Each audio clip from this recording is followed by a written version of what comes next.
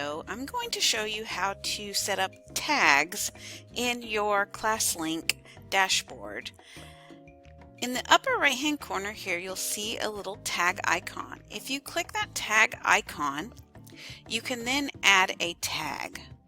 A tag would be like a way you want to organize or group particular products. So I'm going to name this tag Technology. Actually, I'm going to name it Classroom Technology. And then I'm going to click Create. So now any item on my SSO I am able to go and tag. So we'll go into this folder here, and you can see I have Seesaw.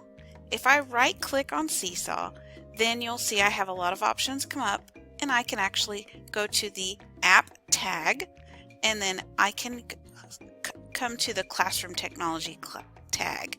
When I click that, I've now successfully added the Classroom Technology tag to Seesaw. Let's do a few more.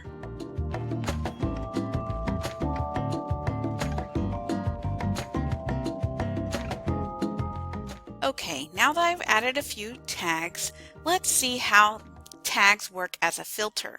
When I come up to the tag icon here on my search bar and I click the Classroom Technology tag, then you'll see it will filter out all of the items that I have tagged with Classroom Technology.